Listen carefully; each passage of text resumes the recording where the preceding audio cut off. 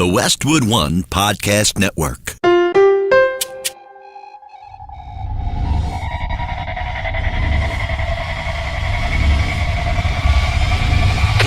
Team Never Quit Radio.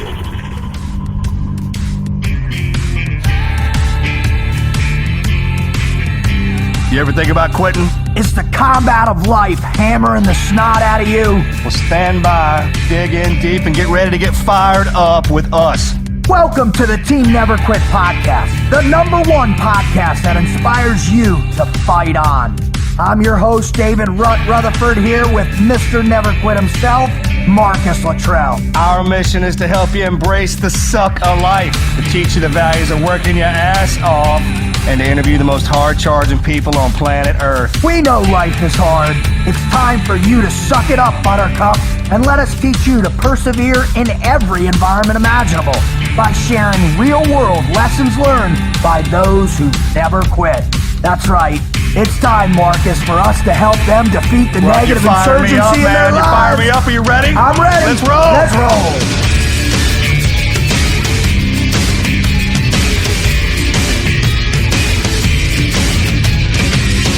All right, Marcus, are you ready for this question right now? You have to answer within the 3 to 5 seconds. Are you ready? I think so. All right, here we go. Best shooting instructor you ever had? Pass.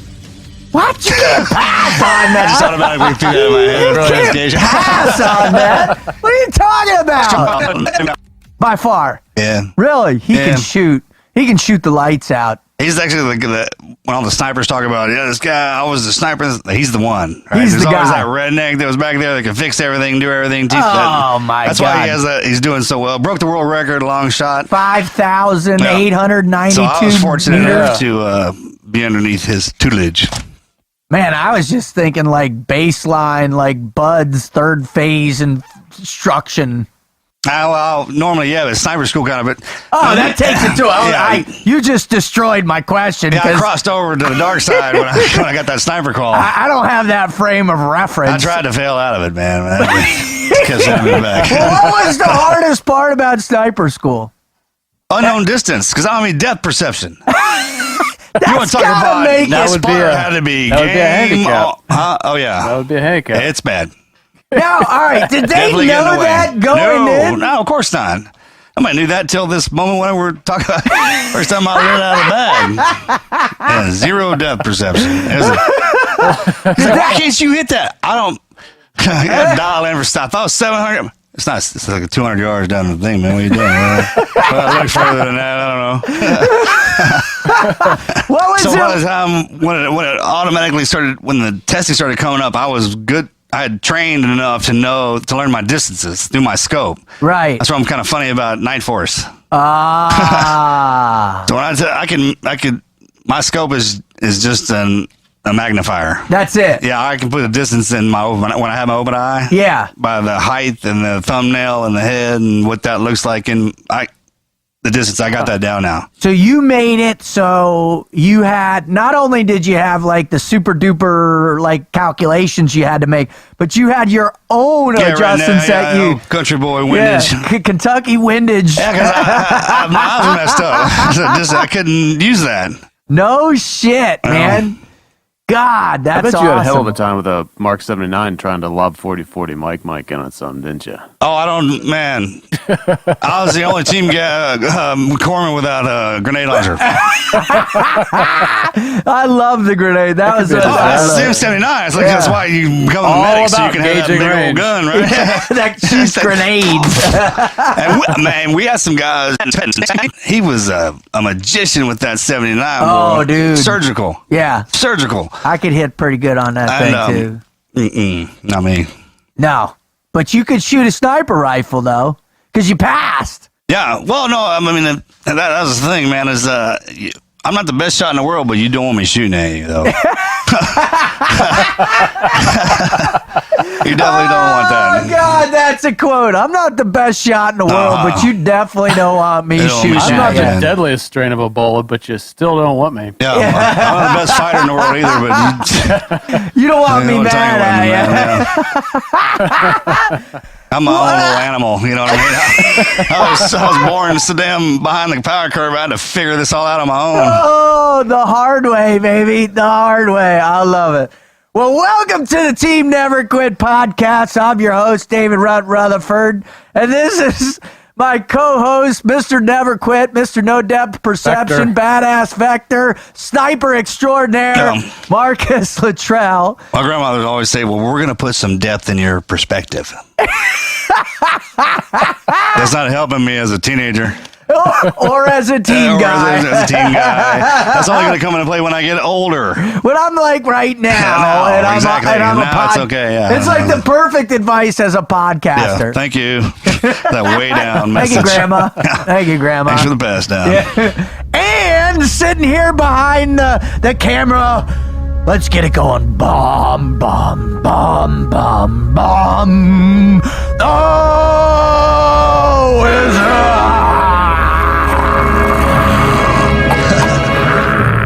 I admire your enthusiasm. Thank you. Dude, I'm telling you what, man. This is the crew. And we got a doozy today, baby. Well, we got a doozy. One of our own's coming on. Oh, he throws the doozy bomb out. That means we got a team guy coming on. We got the doozy. Someone that is going to paint a picture of pain, right? Someone who is going to paint a picture of perspective. Somebody who's going to paint a picture of profundity. All right, if this is your first time, welcome aboard, shipmate. Have we got something in store for you? If you are a repeat offender, God bless you. God bless your family. God bless America that you exist and have been so awesome to go find iTunes podcast app, one of the apps on your phone, to go to our website at tnqpodcast.com. That's tnqpodcast.com. And find our show and download it, subscribe to it, to put us in your brain, to bounce around your gray matter with profundity. I'm totally not using that right, am I? What's that mean, Wizard? Something that happens after constipation. It actually, you could probably twist it to have relevance in what you said there. It means deep insight, great depth of knowledge. Great depth of knowledge or thought. I am smart. That's why they give me this microphone. You're so full of smartness. It does happen after constipation. Dude, let me check. No, I'm good. All right. Welcome to the show. We want to thank you so much because without you, we would not be where we're at, Marcus and Wizard. We talk about this constantly. We are feeling incredibly blessed. In the last few months, we have doubled in size again, thanks to all of you out there telling your friends, sharing this with people that you know that are struggling, sharing our show with people that you know need a little... And not just joining up, but joining in. You know what I mean? That's kind of the write-in, the listeners. Yeah, it's just one of the little apps on your phone that you have that you never pay attention to, man. You actually kind of go, the people are involved with it, it's building our own team. It's pretty cool. It's beyond pretty cool, man. Are you kidding me? I just don't have the vocabulary, but thanks for talking down to me. Did I really? Jeez, man. Mr. Profundity over there. Mr. Profundity. Professional and something or other. We have so many contributions to our online collective, right? Our online group of never quitters that are writing in these profound stories about their greatest never quit moment, man. And I'm telling you what, man, people are reading those stories by the thousands, man. People are contributing by the hundreds.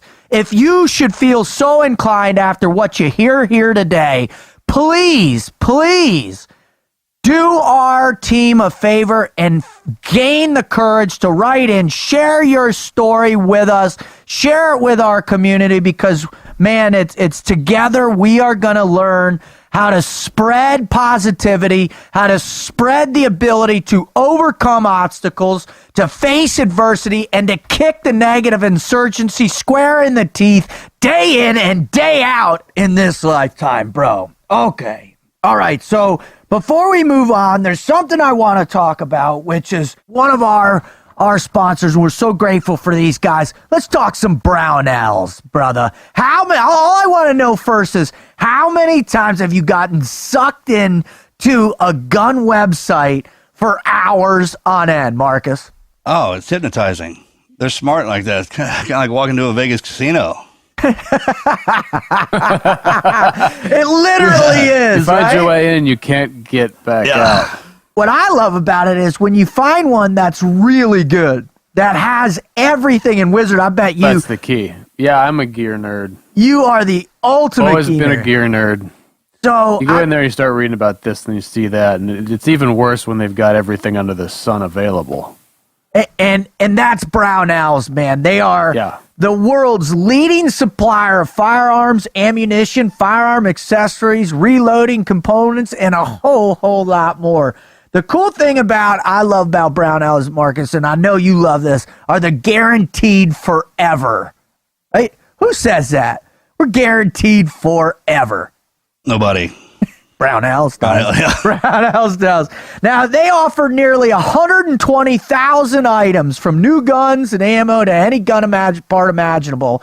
And another huge part when you're ordering anything that has to do with firearms is that uncomfortable wait time that might exist with other FFL partners around, right? Have you ever done that, Wizard, where you've had anything that you're going to need to show identification and your background check, you want a local place where you can go by and pick it up. So they've got over 6,000? 5,500 partners with FFL licenses to make the online purchase go smoothly. Now, here's my favorite part. This is a family-owned, veteran-owned business in the country's heartland, baby, in Iowa for nearly 80 years. And they've been supporting law enforcement agencies, charities, and military chains for as long as they have been around. Now, Christmas is coming up, so if you want to go out and support your family shooter, man, Brownells is the place to visit. Just go visit brownells.com and tell them the TNQP team sent you. All right. If you want to support us more than you already do, and you want to go out there and provoke thought and provoke questions and provoke dialogue, go ahead and do our cool. Or if you just want to go to rule number 1, just how you look. Yeah, rule number 1. Rule number 1. We've got awesome swag at the store. Go ahead, check it out. New shirts. All right? They're new. They're new shirts. And also, if you want to follow us on social media, we're all there. You can do the show at Team Never Quit or at TNQ Podcast on Instagram. You can follow Marcus at Marcus Luttrell, me at Team Frog Logic, and the Wizard at the _Wizard_TNQ, because we're all out there. Dude, we have got one of our own coming on, Mark. And I tell you what, in terms of one of the baddest shooting instructors there is out there today, this is the guy, man. He is unbelievable in what he does. That's kind of a great point. You asked me earlier I guess there's no best in our community, right? It's who you're there with. Yeah. Right? In that time. Because I know who you're talking about is really good. Holy cow. Yeah. Holy cow. I mean, I had some dudes that were ridiculous. There's even been some dudes when I was teaching for the agency, there was one guy in particular who was not old school 101st guy, but he had really gotten good teaching shooting at Blackwater as an open role instructor before he crossed over. Huh. And I'm telling you, the guy was surgical with a pistol. Those guys, that's a different level. Oh, Rodney's in there talking to you and looking at you and peacock holster retain. There you go. Any questions? How'd you do that? You did it upside down. You didn't. Oh, they turned it upside down. They'll turn the shit upside looking at me. down. Yeah. What's wrong? You can't do this. Did you? Rolls right there. This all in, man. God. Do the over shoulder look. The whole thing. They put 2 rounds at 25 meters in the eyeball, like on top of each other. That's what I'm screaming right there, man. So. Anyways, hey, Wiz, would you give us... Wait, I want to know, where does your experience start with Jeff Gonzales? I'm going to save that as a surprise. I'm going to save it as a surprise. Okay. Yep, you'll see. It's coming. Yeah. All right, well, Give Let's us talk a little bit lowdown. about Jeff Gonzales here. Team guy, U.S. Navy SEAL and nationally recognized weapons and tactics instructor. 12 years active duty Navy, but the class 155. Started in 1987, so it's old school. He spent, about eight years at SEAL Team 4, so a lot of experience in Southcom. 5 platoons. Yeah, prior to 2001, the regional areas of responsibility were a big thing with the individual teams. SEAL Team 4 was responsible for Central and South America stuff, so he did a lot of running around south of the border with some, I know he was at least involved in Panama, but there's quite a few opportunities to get into it back then, down in that neck of the woods. So following that, he spent 3 years as a BUDS instructor, and then after that, he spent some time as an independent contractor with some additional areas of the U.S. government. Today, he is considered a subject matter expert on concealed carry, currently a member of the NRA's Training and Education Committee. He owns a company called Trident Concepts. Some of the courses that they run: combative pistol and carbine, mid-range marksmanship, vehicle assault tactics, and quite a few more. They're rather broad in their level of instruction over there. Today, he also is the director of training at a very large, and I haven't been there. I believe, Marcus, you've been to the range up there in Austin. It's titled The Range. Oh, yeah. Pretty impressive place, yeah? It's amazing. It is. It's probably one of the best ones I've ever seen. Wow. Why is that? I'm curious. I haven't been there. Imagine that perfect man cave in your head as a team guy. Yep. There you go. That's That's dangerous. it. There you go. At least in my head, it was good. Some man's man cave is Yeah, different you want to see guns on the wall, has everything about them. There's a range, you can take one off the wall and go over there and shoot it, and someone will tell you about it and teach you about it, and if you want it, you can buy it. Pretty awesome. Oh, there And you they go. got couches and video games and crazy. I mean, it's Get a drink afterwards. Yes, sir. Yep. full meal. Oh, my God. I'm really curious to what you're going to get into with your little mystery story here. You wait and see. I guess. Are you done? Is it time? That's what we've got. Let's get to it. Because I'm chomping at the bit. Let's get to it. All right, what do you think? Should we get them? All right, here we go. Hook up, shuffle to the door.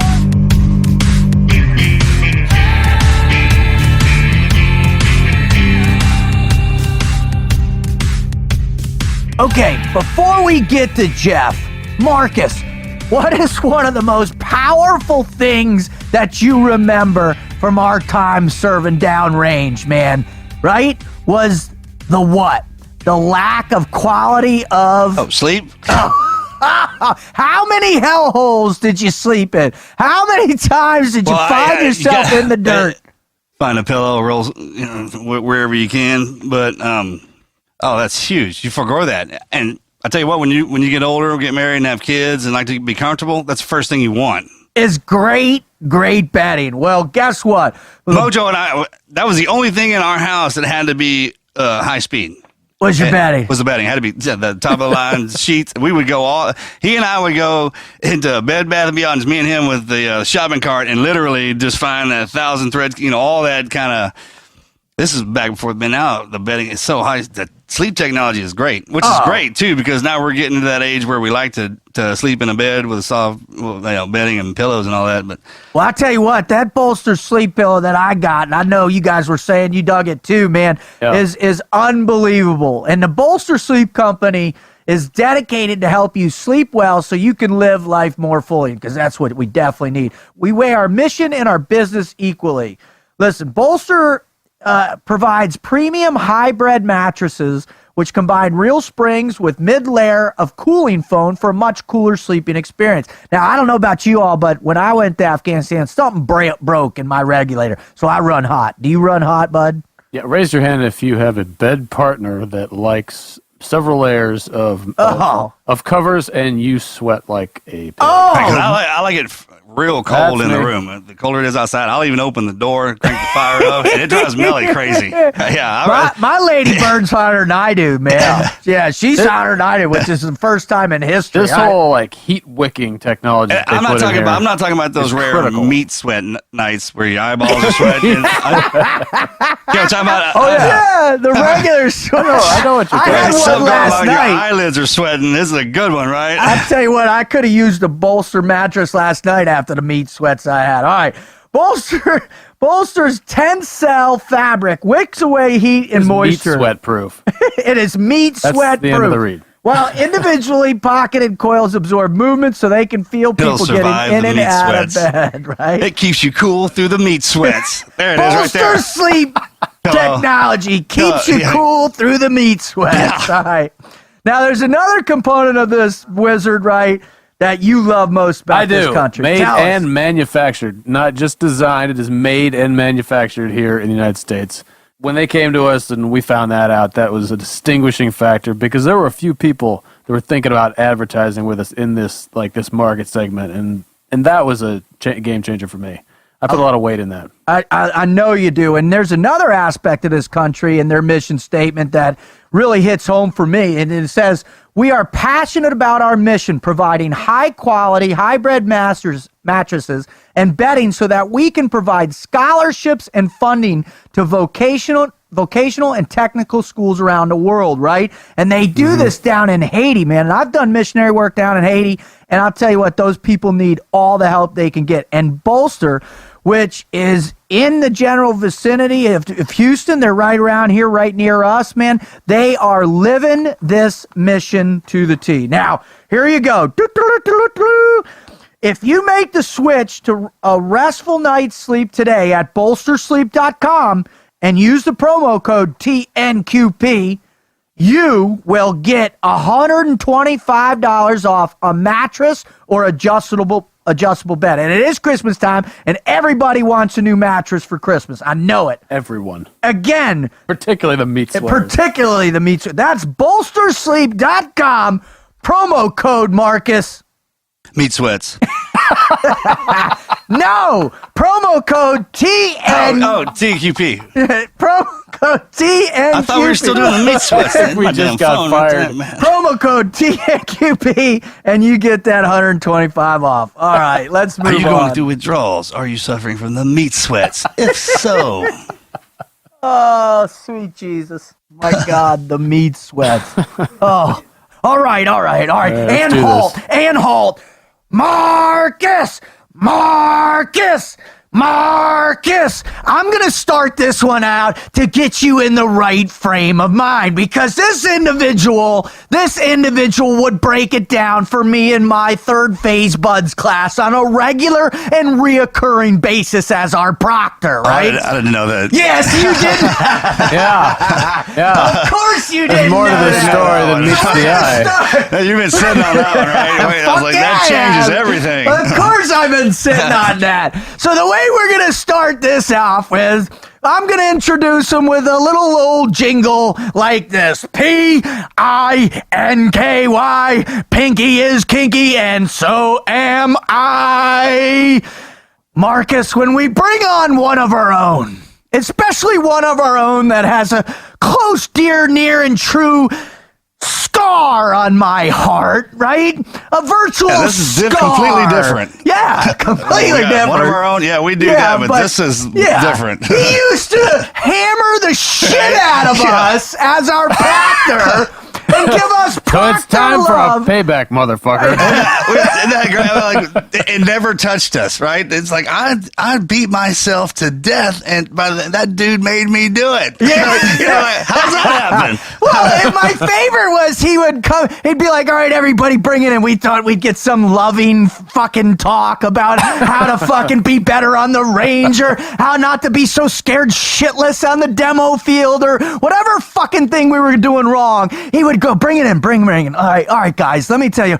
Oh, wait a minute. First, drop down. Everybody drop down and let's talk while you guys are in the lead. And he would do the most twisted things. And he was the only proctor out of all of them that was basically like, I fucking hate all of you. And I really don't care if you quit.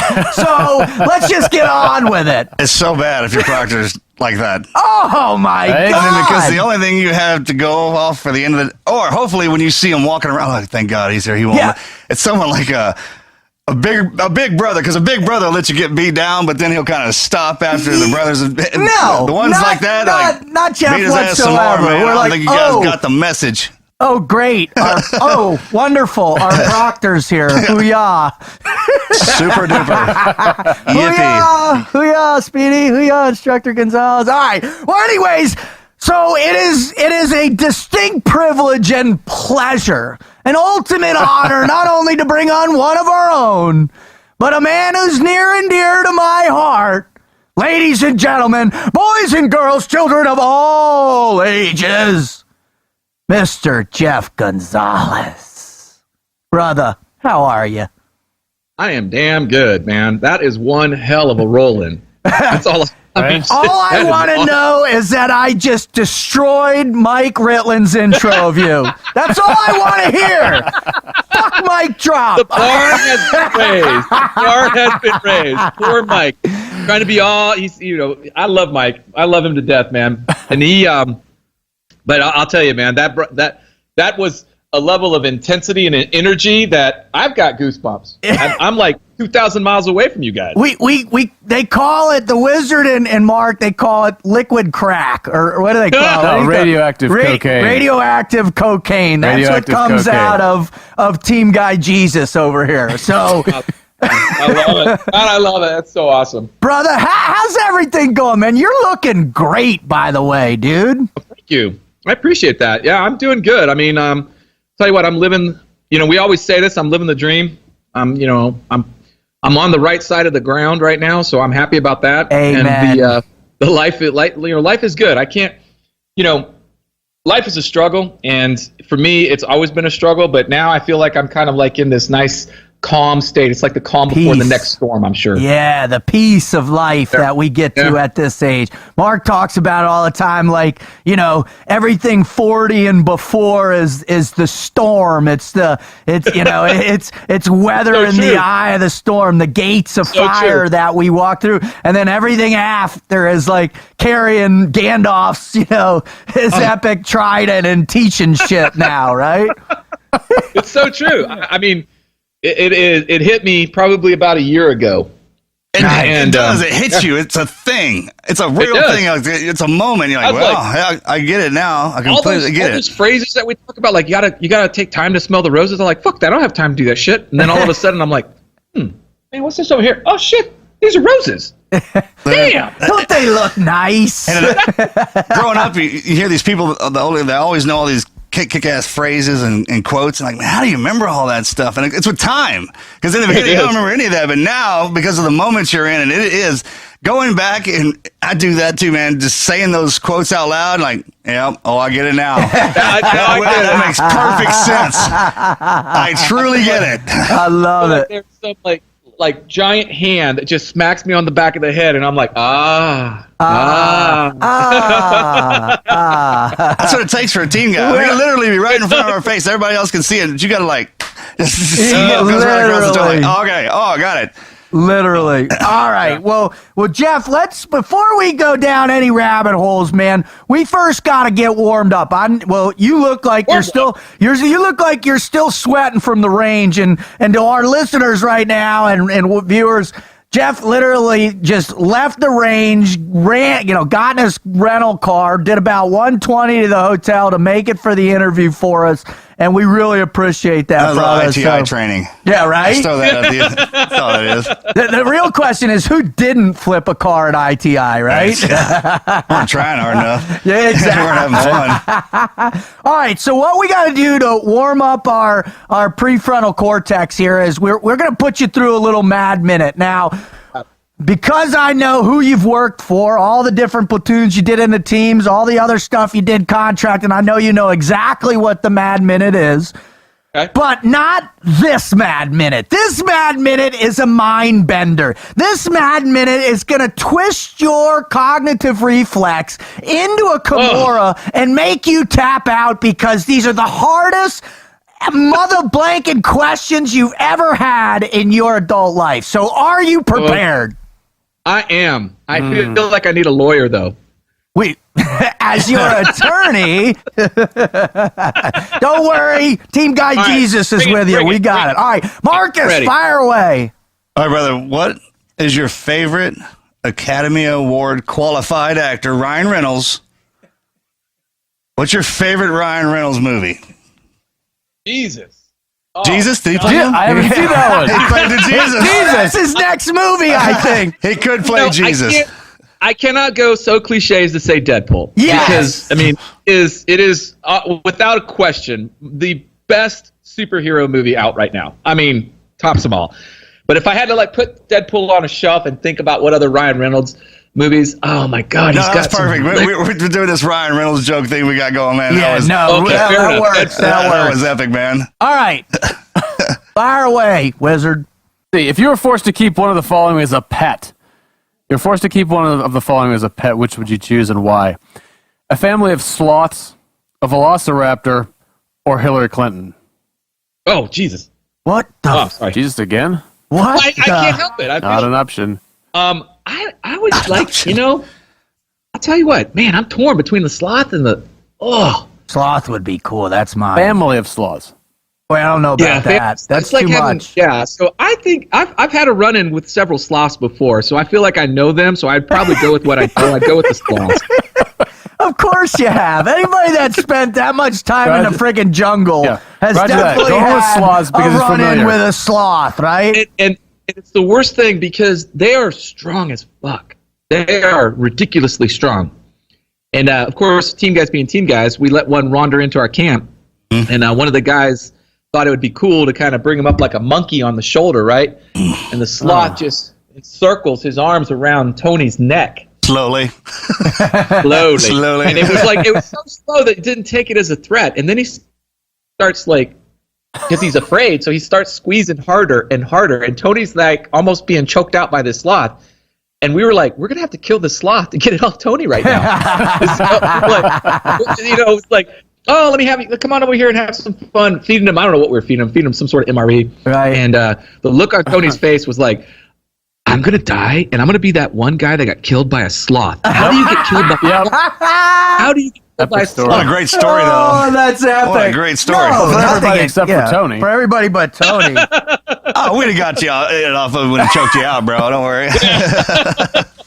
All right. All right, what do you got there? All right. As a master training specialist, if you could only teach one of these things for the rest of your life, what would you teach?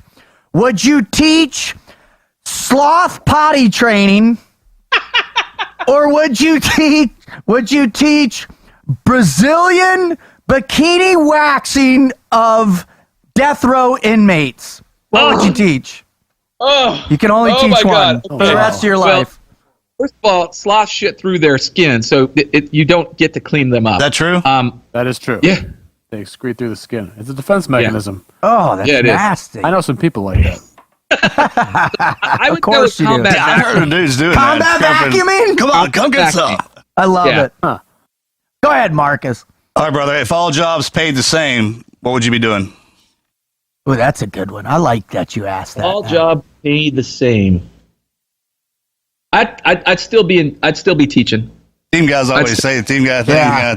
Yeah, for sure. It's never about the money. Now, Yeah, I'd still be teaching. I found, it's funny too because I did not. I don't know if you heard this story, but I did not want to go to Buds as an instructor. yeah. And Who does? Yeah, most guys say Never heard that unless before. you're going Yeah. for school or to make the Yeah. wife happy.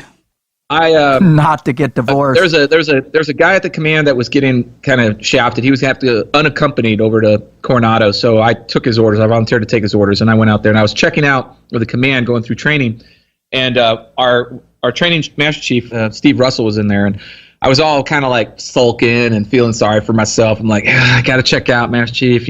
Oh, he's like, where are you going? I'm going to Buds. He's like, oh, really? I'm like, yeah, I'm not excited. Oh my God, he lost it. He stood He up. let you up. Oh, he did. He stood up and he was like giving me that finger pointing, and he's like, you owe it to the community. You've got all this experience. You've got to give it back. It's your duty. It's your obligation. You get your ass out there and you give back 100%. I'm like, oh yeah. Okay. I hate the finger talk, man. Oh, I hate in that your too, dude. chest? In your chest? Because then it's like, they're like, man. You feel Finger like, poke? like Yeah. you're talking about your mom or something. It's like, oh, you go back to the childhood days. Yeah, he set me right though. He Oh. set me right. No, I feel the pain up for you on that, man. Who's next? All right. If you could time travel, would you go backward or forward? Ooh, good And to question. where? I'd probably go backwards. I'd go backwards and I'd unfuck a lot of shit. Oh, so it's Starting multiple where? times. Yeah, Starting what would where? be the number one thing you would fix? Dude, the number one, man. Give us top three. Top three. Top three things you would fix in the last 1,000 years. All right, 1,000 years. I would definitely, first one, it's like what I know physically, viscerally. I would definitely go back to 9/11. I'd go back to those planes, and I'd definitely fuck some shit up. Wow. Ooh, like if we could be on the plane. Oh, dude.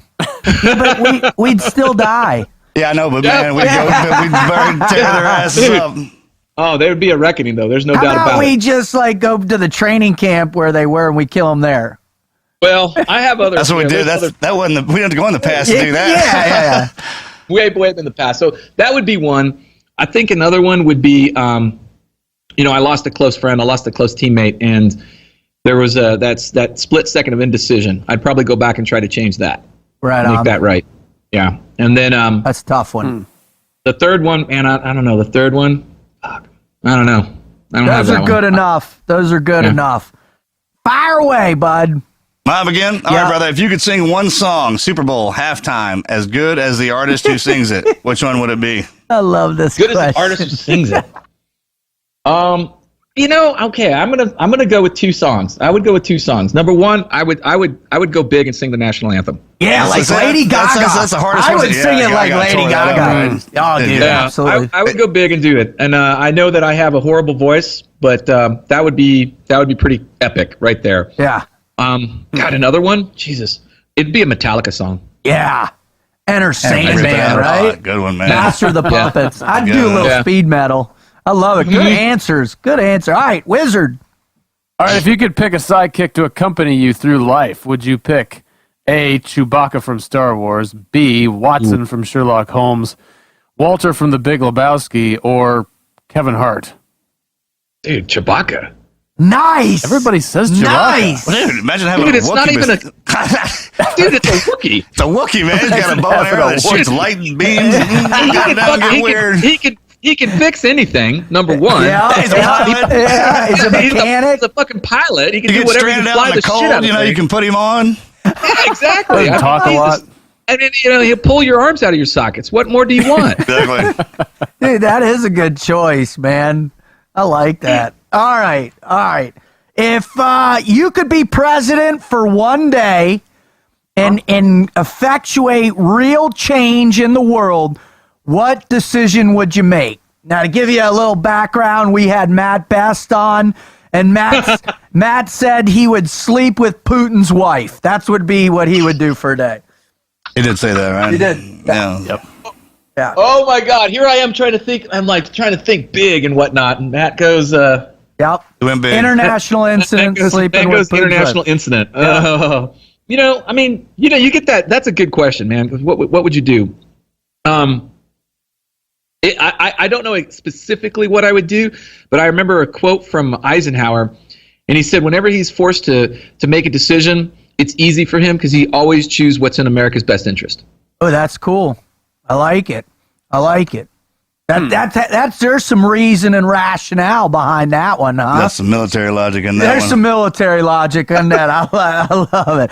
That's some life logic. That's that post 50 logic right there, dude. Right? Matt's still like 33 and shit. Yep, that's exactly what it. All right. Well, that is the Mad Minute. Or what do you got? What do you got? I got 11 minutes and 67 seconds. 11 minutes, Also known as 67 12 seconds. minutes Right? and 7 seconds. What? Why are you doing that? to me? 11:67? Move on, team guy. Jesus. Yeah. That was a flight I was on coming back from Tucson. Dude, isn't that weird? Weird There's that coincidence. space-time continuum shit. All right. Well, Jeff, we're going to pivot a little bit because people do not actually come here, although the fan mail would suggest that they do come for the Mad Minute. But what we believe why people actually That true? come...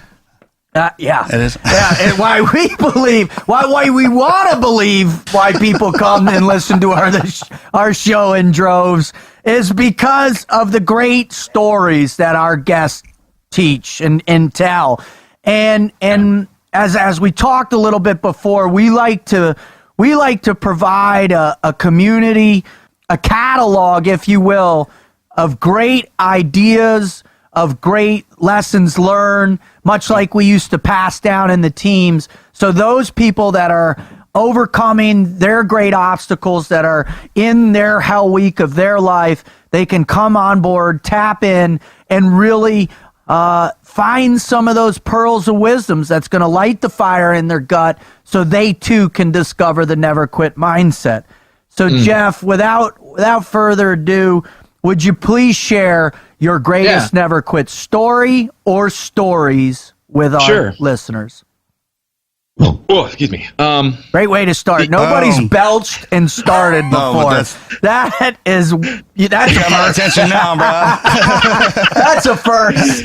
Well, It's like a platoon's face, like, hey guys, I got something to put out. I mean, that's what it is. That's what I feel Spit that like. out. Yeah, I'm good now. Good. I got having a heart attack. I'm loose. I'm ready to go. The chief walks in with that. Oh, God. All over his leg, I got something to put out, but I'm about to. Listen up, fuckers.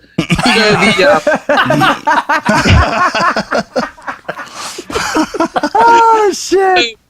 For me, I kind of go back to some formative years for myself, and whenever I was faced with tough choices in my life, whenever I had to make some hard, difficult choices, I kind of would flash back to this one period, this one incident that happened to me. I was probably 12-ish, somewhere in that neighborhood, 12, 13 years old, and I was out on a Boy Scout trip. And I was always an outdoors kid. I loved to be outdoors. My mom hated it because, I mean, literally, I would just come back just a pig pen of a kid, you know. And I hated taking showers. I'd rather go out and roll in the mud. Where'd you grow up? Here in Texas. Okay. Just south where I live right now. Boom. God Texas bless. boys. God bless Texas, right? Yeah, well, we love each other, dude. What do you want me to do? I can't help it. The answer to a lot of your questions is Texas. That's the answer. But in this case, I decided that I was going to go off on my own and go exploring. And I was deathly afraid of heights, but for whatever reason, I wanted to climb this cliff by this lake, this pond, if you will. And I climbed. It was a steep cliff. I mean, for me as a kid, it probably was like 500 feet up, but it was probably really only about 70, 80 feet. And I climbed up it. I scurried up Still like pretty a rat. good, man. Yeah, it is. That's pretty good. That's huge. It was, trust me. And I got up to a point in the climb where I was stuck. I couldn't climb higher or lower. It was just so precarious. And I remember I was frozen in fear. Like I couldn't move. I just was holding on. And after that moment passed, however long that was, I was faced with this choice. I literally, and this is how bad it was, I literally thought that I could survive the fall. I said, if I just let go, I'll survive the fall. Wow. And yeah, I mean, I was up there for I don't know how long. It probably was no more than 10 minutes, but I was scared out of my mind. And I remember, like, if I just said, okay, I looked up and I could see that the top of the cliff was still way up there. I mean, it was like I was more than halfway up, but it just seemed like, I mean, it's like Grand Canyon high at that point, you know? And I sat there and I said to myself, okay, I don't have to climb to the top of this cliff. I just have to find the next handhold. I have to look and find the next handhold somewhere around here. And I did. I found a handhold. I scurried over to the handhold, and I got there, and I stood there for another couple minutes, and then I said, okay, I just got to find another handhold. And I just kept doing that. I kept saying that to myself as I climbed the rest of the way up to that cliff, and I got up to the top of the cliff, and I remember I laid down on the ground. I looked up, and I thank God. I was like, I don't know how I did that. I have no idea how I kept doing it. And when I finally just took stock of it all, you know, I just took it one handhold at a time. And no matter what I've come through in life, and I tell my kids this, especially my older son, it's like, listen, you know, everything's going to come at you full force. It's going to be like a wave hitting you. Like you're out there in the surf zone. It's just a giant wave of Earth's wrath coming at you. And all you can do is just take it one step at a time. You just got to find a way to find that next handhold and just move to that handhold, hold on, find the next handhold, move to the next one, and you just kind of keep chipping away until you eventually climb up on top. And I've used that philosophy in my life. I've done that both through buds. I mean, it helped me get through buds. It helped me get through a lot of tough times when I was in the teams. And then, of course, in my personal life, I've used that same philosophy to just kind of chunk it one little bite at a time. And it's worked. And it's been something that I feel like when people are in those dark places, it's overwhelming. And I was in a real dark place there a while back, and you feel like the weight of the world is on your shoulders, and you have to make a choice. You feel like you have to climb out and and immediately arise to the very top of that cliff, and it's just not possible to do that. You gotta find that next handhold. You just gotta reach up, grab it, hold on for dear life, pull yourself up, and then just find the one above it, and you just keep doing that over and over and over again. Well, I love how you reference this as a fundamental memory that sets you up for success for the rest of your days. And I think a lot of people in crisis, they might not have those types of reference points, or when they're in the crisis, they don't know which experience to latch onto. Can you walk our listeners through, let's go back to Hell Week. Obviously, it's a pivotal moment for all of us. We've all had our own unique experience within it in our collective pain. Can you go back to Hell Week, both as a student, where you reference that, and then also as an instructor monitoring Hell Week and witness and playing a role in Hell Week? Well, and I'll tell you what, that's a great way to kind of approach it, because I saw the two different versions, and they were both monumentally different. As a student going through Hell Week, I remember, and you class up, you get with your boat crew, and you make all sorts of pacts, right? You make a pact with each one of the boat crew. I'm not going to let you quit. You're not going to let me quit. You make these pacts, right? And then breakout happens, and it's just chaos, and you're running. You don't know what's going on, and we made this pact in our boat crew, and it was like, no matter what, we're not going to let anybody quit. There's going to be moments when each one of us wants to quit, and it's when we have to combine our forces and hold the line together to get through this. So I would fall back to, hey man, in the morning when we'd wake up or when we'd come to and we'd get ready to go to chow, I'd be the one that would tell everybody, listen, we just have to get the boat up and over to, get over to the Silver Strand. That's it. If we just get over to the Silver Strand, we're good, because we know that we're going to have to come to a rest at the stoplight. Right. Everybody's going to come to a rest. You can wait it out a little bit, right? And then once we get across the Silver Strand, we got to just get through the gate. And then once we get through the gate, we just got to get to the chow hall. And once we're at the chow hall, we get a little bit of a break. And I broke it down like that for the guys in my boat crew, and it was like, that's how we have to get through this. You can't look at it and try to survive 7 days or 6 days. You've got to look at it as, I just need to survive the next evolution. I've got to figure out what to do to be successful in this next evolution, and that's it. I can't think about the one after that or the one after that, the one after that. And that was I would see that with students. My job as an instructor was a gatekeeper, and my job was to hold the line to make sure that those that would go to the teams would be worthy of being in the teams. And so I took that. Can I interject real quick, because I think it's pivotal to give a reference time for people listening. When Jeff was an instructor, it was 96 to 99. There were very, very few individuals in the teams that had combat experience, and Jeff was one of those instructors from Panama, and as well as the stuff he did doing the counter drug stuff as well too. And so it was like, man, the role he played as a gatekeeper was substantial. It was substantial. It was huge. And I took it very seriously, probably too seriously, because I definitely pissed off a lot of people. But when you're the student, I would tell, you would just have to, that was my secret. Don't try to think about when Hell Week secures. Don't try to think all the way down to Friday. You've got to just think about right now surviving Sunday night breakout. That's it. Because everything works in evolutions. When you come back as an instructor, you see that. And if the student just can survive that evolution, number one, it gives you confidence, gives you a little bit of sense of pride. Okay, I made it through that. Right on. What's next? And you make it through that. What's next? You make it through that. And what we would find is when I came back as an instructor, I would specifically look for guys that were looking for Friday rather than looking at Sunday night. And those guys that were looking forward to Friday, they didn't have the mental fortitude to just make it through. It just took a little bit of disheveling, and they are toast. And I saw it in my own boat crew. I saw one of my boat crew guys who had lost that mental edge as far as thinking, don't think about Friday. Friday is 5 days away. You have to think about right now, and you owe it to the rest of the boat crew to be present right now for what we're doing, because we all need each other. And can't remember what night it was. It was Tuesday, might have been Tuesday night, Wednesday night, and we were, this is back in the day when we were actually literally being naked surf tortured. Love it. And yeah, those were the days. So right? we had, we were all in line. And, Don't do that anymore? No.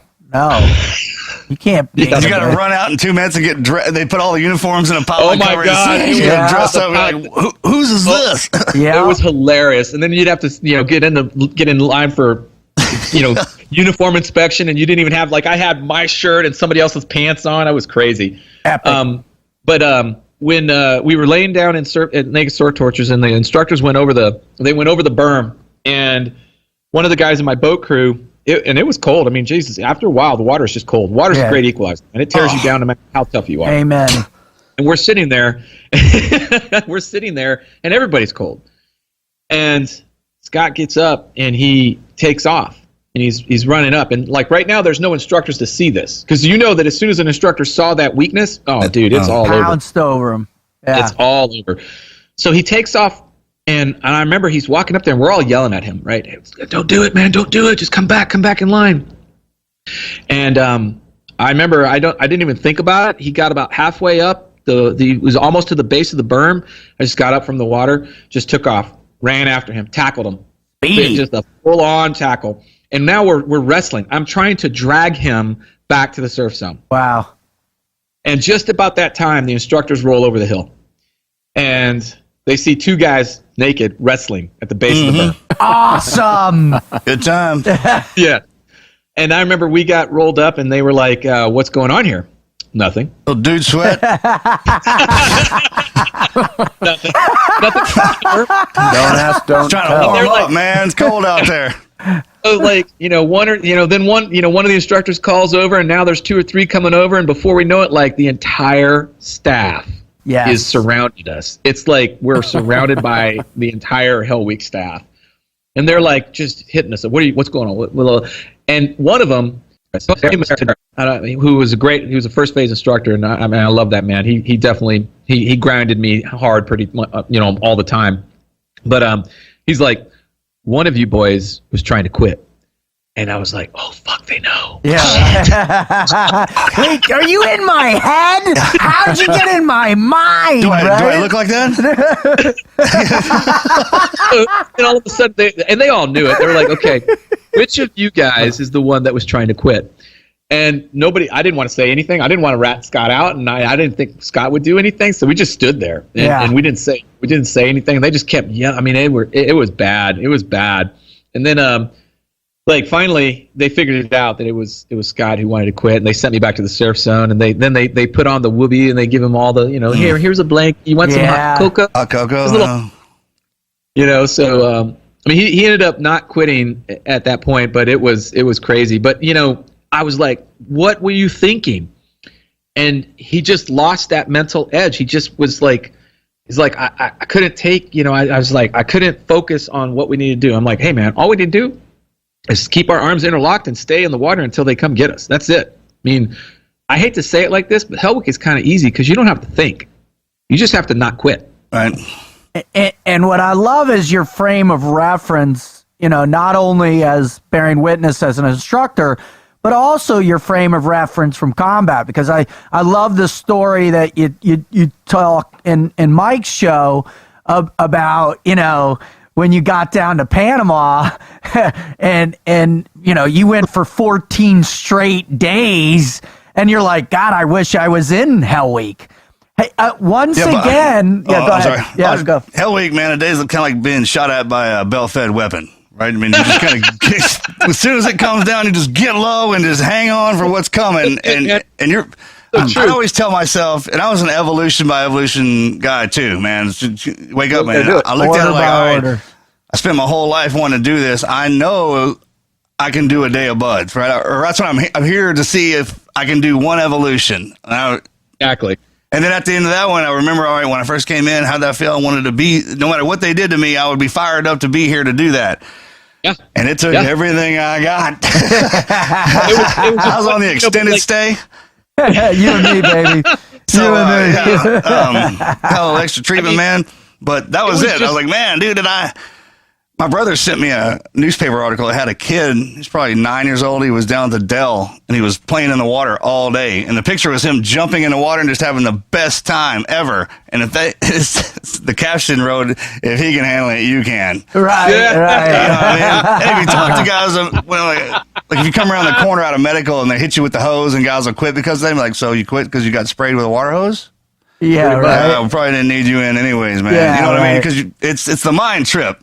That's it, man.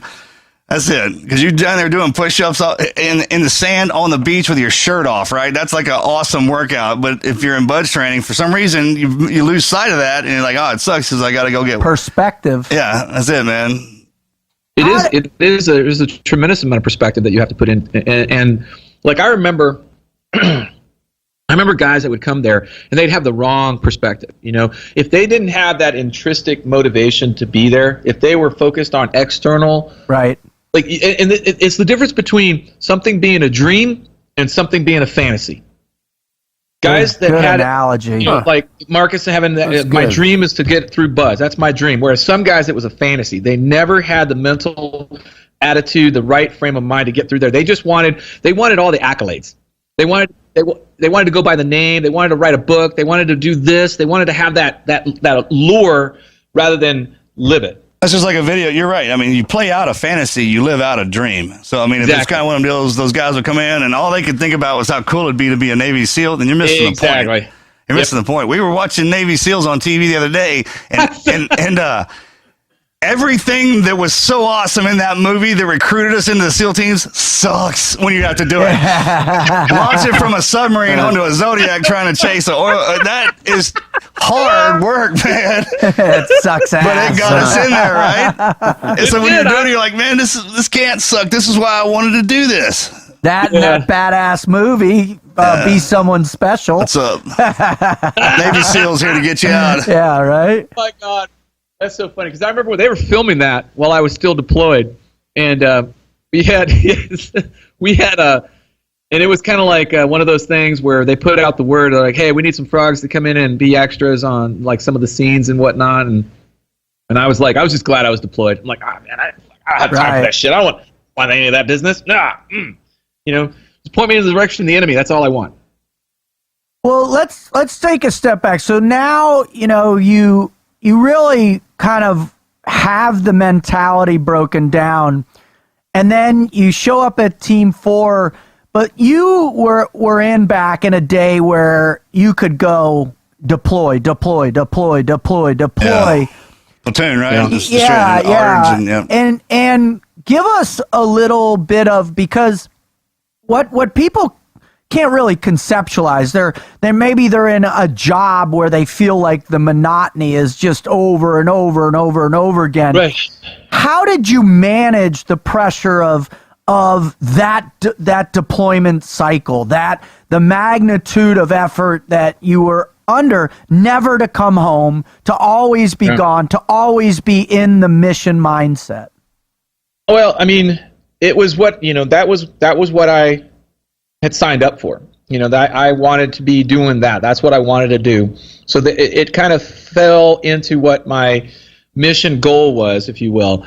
And then, honestly, it got to a point as well where it was important for our mission, because I spent so much time downrange that I knew the lay of the land really well, that for us to be successful in some of the things that we were doing, like, my involvement was helpful in that sense. So I looked at it like, okay, you know, I need to stay involved, because even though you do the best turnover for the next platoon, it doesn't always cover everything that you need. And there's so many little details about some of the stuff that we were doing down there at the time that it felt important to me for our mission that I stay involved as much as I possibly could. And, you know, looking back at it, it was great. It probably wasn't the best for my career, you know, because I spent my entire operational career there in Central and South America. I didn't get a chance to go to the West Coast and do anything out there, which I do regret. But at the time, I didn't care. mean, all I wanted to do, that's it, man. I mean, I had that place. I knew it like the back of my hand. And home is where the job is, man. Right? It was. Well, I mean, I'll never forget, being in third phase, and you gave us a brief on jungle warfare, and you talked about what it was like trying to go from the mangroves inland 100 meters in pitch black in triple canopy.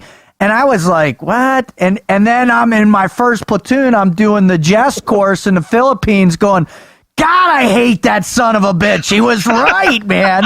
I think we've gone 4 feet. Yeah, well, literally, like, could you put it into perspective, people, what, that mentality, because just how difficult it is to operate in the jungle, down there, under those circumstances, and what you're thinking about, going back to that reference as a kid. What's going through your head? I mean, I'll be honest. My heroes were all guys that were Vietnam era frogs. Sure, man, so they're badasses. Yeah, they were. Man. Yeah. I mean, these guys were the guys that I looked up to. So to be able to operate in that same AO that they did was huge, and that gave me a sense of pride. Like, we were the modern day version of the Vietnam era frogs. That's what we did. We went down there and we stirred shit up. So I like, for me, that was another sense that I had, which was carrying the legacy forward. Yeah. Wanting to do the best job I could. And I was very lucky because I got a chance to get firsthand knowledge from Vietnam era frogmen as far as our how to do the job in the mission in that AO, the jungle. How, like, firsthand knowledge from these guys. And there weren't a lot of them. And I was very fortunate to have worked with so many of them over that time period. And I took as much information as I could from those guys because, again, I felt like this is my job is to carry the torch from this era into our current era and forward. Right. And I was sitting with my chief one time. He was talking about doing some jungle training, and the first time they were out there, it was dark. And they had some of the attachment guys with them. They were going to go do a night patrol, and the local was like, whoa. Where are you going? Oh, we thought we'd go out, and he was like, things in the jungle will kill you.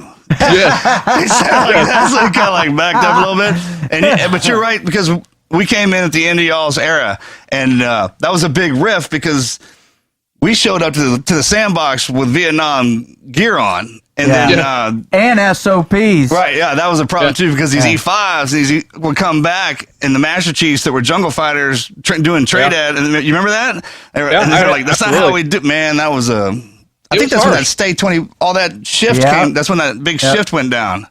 Mm-hmm. That's why that happened. 421. Yeah, that's why that happened. We needed to do stuff like that, and that was the thing. It's like one of my complaints about the community is recently I see we've evolved much faster. But back in the day, we did not evolve quickly enough. We kind of just... Got a pride thing, probably? There was a pride, but there was also just... pride would be probably one of those things, but I also just think it was institutional inertia. Yeah. We just really didn't want... Like, when I came back from my first deployment, there was so much shit that I was like, we can't do that. No way. I remember I got in this huge, literally fisticuffs with one of my platoon mates about just zeroing the rifles. I'm like, dude, we're not fucking shooting anybody at 200 meters. We need to be zeroing our rifles at 50.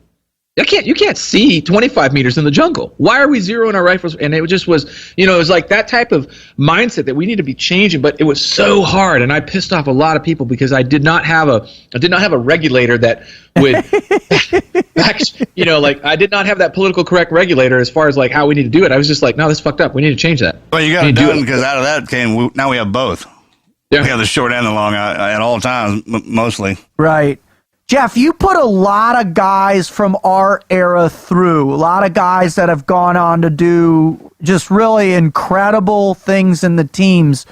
What were some of those things about the never quit mindset that really bring it home for you when you see it in your students becoming frogmen?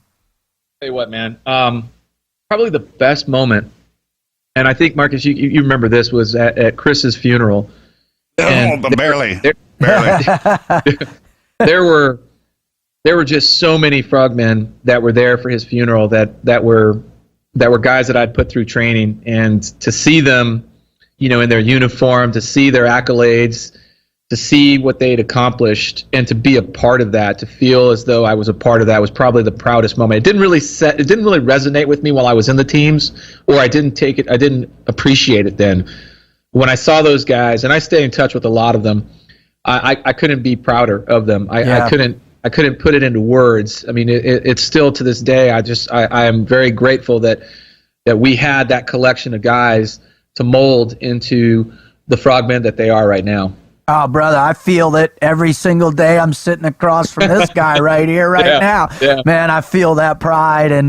And what's interesting is, within the individuals that we're so blessed to connect with, whether it's in the teams, out of the teams, when we're able to see, them weather the storm, so to speak, to really make it through and then go on to become that next level of influence, it's remarkable. And Marcus, you talk about it all the time out on the road now, and the impact that, people are coming up, not only with the show, but with the speaking and all that. When I got pulled off the line and kind of thrown out in the civilian world, I thought at the time it was the worst thing that would happen. It's actually one of the greatest things. I love it. And I was back at Warcom getting debriefed one time.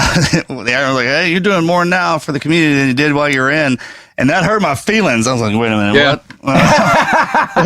What you mean, sir? Explain yourself, sir. Yeah, done. But I get it. Yeah. Well, we joke about it, Jeff, and you're doing the same thing, man. I mean, how many thousands of people have you trained how to protect themselves, how to protect their family? Yeah, how many operators have you trained? How many government contracts have you worked on? What are some of the pivotal lessons that you've learned over the course of the development of your never quit mindset that you train not only civilians, but you also train all the other agencies and government organizations you've worked with? But I tell you, man, some of the guys within the government on the military side of the house, even within the special operations community, there's still sometimes a disconnect in that mindset.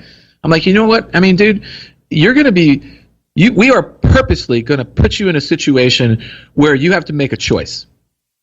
You have to choose to want to win, and that's it. You've got to be willing to commit to winning at all costs, and that means the training that leads up to it, how you take care of your gear, how you take care of your teammates, how you value the mission, how important it is to you. So if you're not tied to that mission internally, when the going gets tough, you'll make those shortcut decisions, and there is no shortcuts out there. You got to train your ass off and be at the most formidable weapon you could possibly be, and then just put you in there.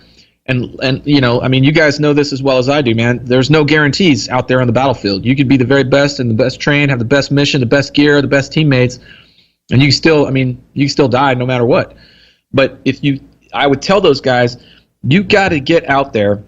You got to put that level of, it's got to be a mindset though. No matter what's going to happen, you've already won that fight.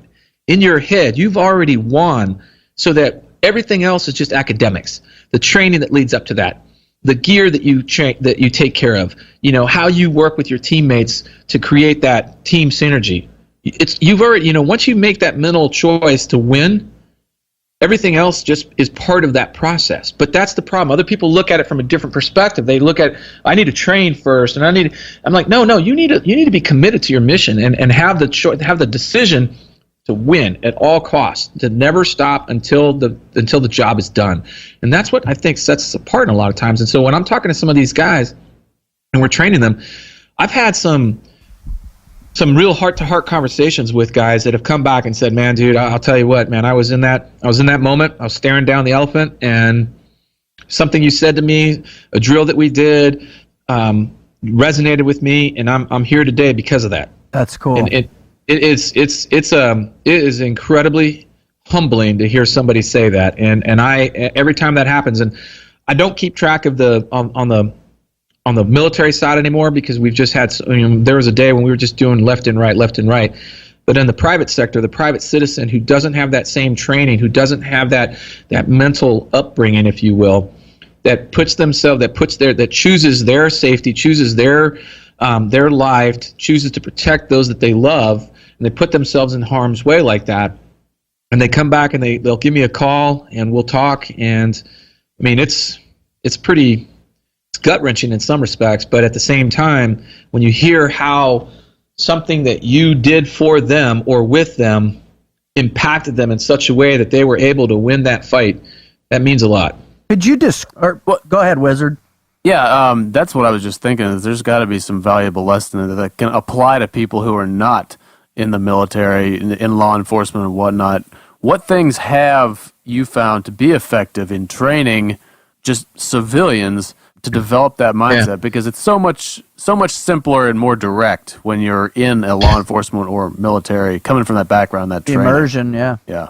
Well, I mean, here this might shock you, but really, it's love. You've got to love what you want to protect. Amen. So much that you'd be willing to give your own life for it. And when you do, and I tell that, and I have a lot of people that question that at times, and I have to put them through a mental drill.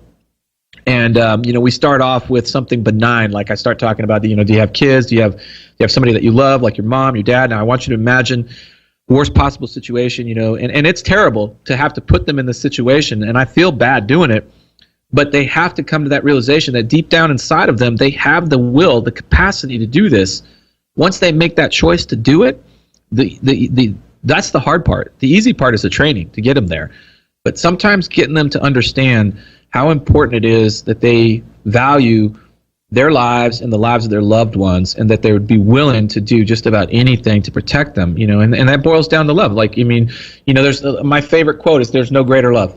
Amen. And that right there, there's an actual book title by an author named Phil Donahue, who was an SF Vietnam era trooper, and it's a great book. I love that book, and it talks simply about that. These guys were outnumbered. They had a small Montagnard force, and these guys were being overrun by VCs, and they were just being shot to pieces, and they did things that were inhuman to try to win that fight, and they ultimately did. And the accounts of that fight are in that book, and it boils down to the love that they had for one another was what got them through that.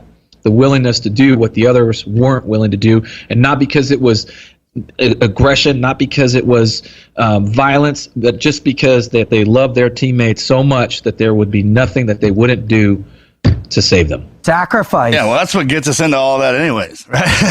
Yeah, totally. Something's going down, you see your buddy, and I think it goes down to, especially with us, man, we don't love ourselves. We get broken down so well in buzz, right? You're laying there, you're suffering, like no one can be suffering as bad as I am. Then you look over, and your dude next to you's got a face like, oh yeah, that guy's way more. He's suffering way more than I am right now. And it's just like, but he's not going anywhere, and he's looking over at me thinking the same thing, right? And that's because it starts just with that rudimentary stuff, and everybody thinks that we have some kind of they hear what we do and what we're capable of, that like that's an inherent ability, and it's actually not. I mean, when we get in there, they strip everything, the normal stuff away from us, and then recode. It's the love we have for each other, and it's the belief in our abilities to have captured our training skill set, right? So that's why we go over it so many times. It's muscle memory, man. We learn how to thrive in chaos and pain. I was telling somebody the other day that the difference between us and every other organization is when they don't really start training us till they beat us to death. I mean, they're taking everything away from us. We're completely exhausted. And then, strip us. Right. Then they put something in our hand, and ultimately a rifle or a pistol, that's just an extension of our fist. I mean, just give me the ability to punch you at 2 miles away, all the way down to a blade is like a claw for us, right? Anything that goes in, especially when you wear us down, is when we start to come into play. That's the big misconception with our enemy. Like, we got them worn down. Well, that's not good. Oh, yeah, that's bad. If they lasted long enough to get them worn down, then you're in trouble. And then it's the belief in your training, and there's fear of the unknown. That's what makes you a hero, right? When you step into a situation you're not trained for. But then the difference is after you've trained in it, it's not fear, it's anxiousness. It's your body telling you that it's ready to go, right? Just unleash it. Oh my God. And people go, what do y'all do? I know how you train, but what do you do when you get into combat?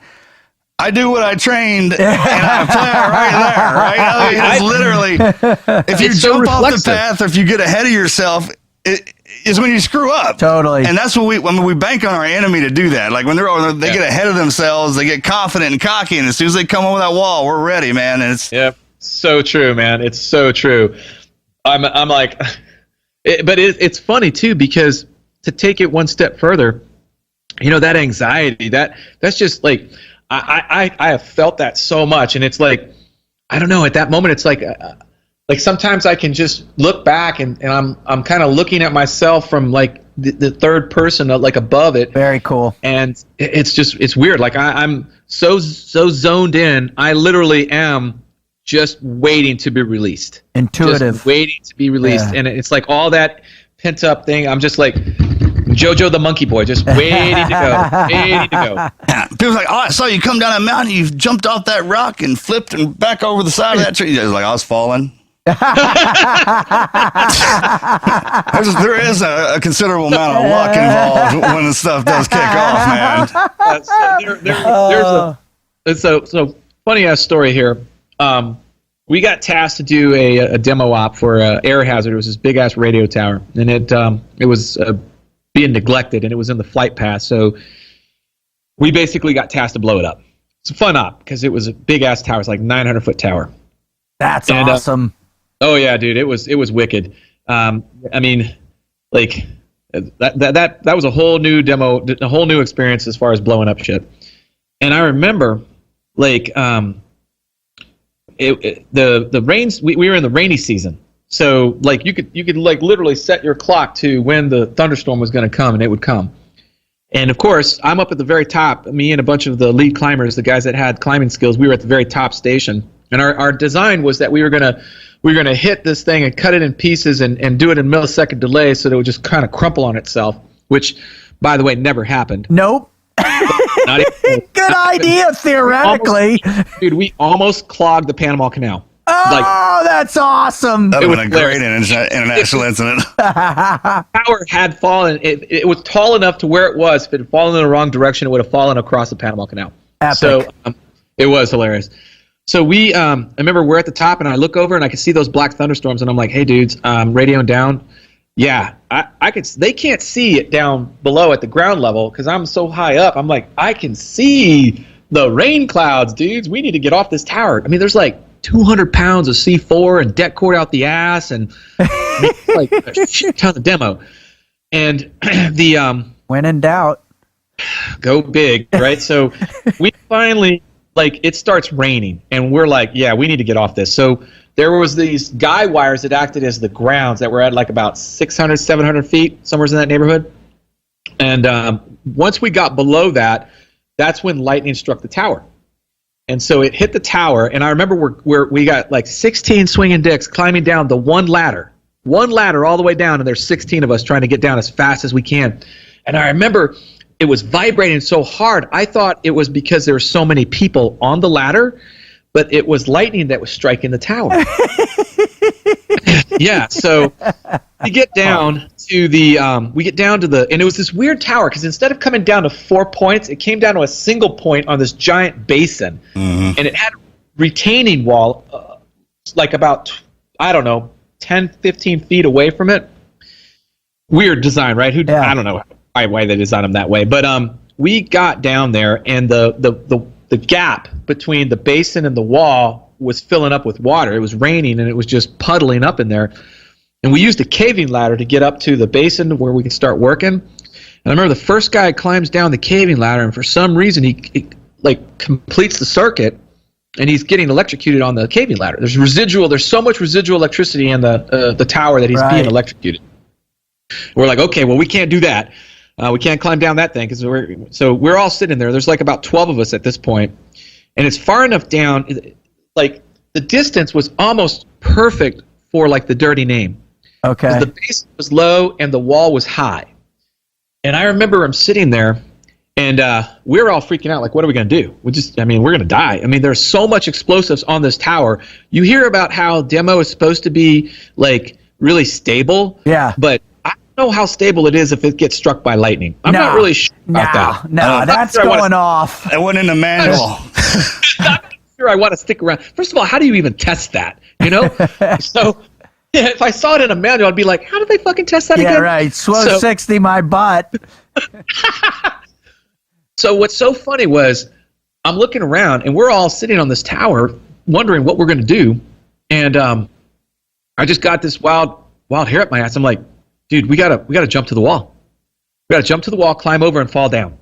So the wall was about 20 feet up.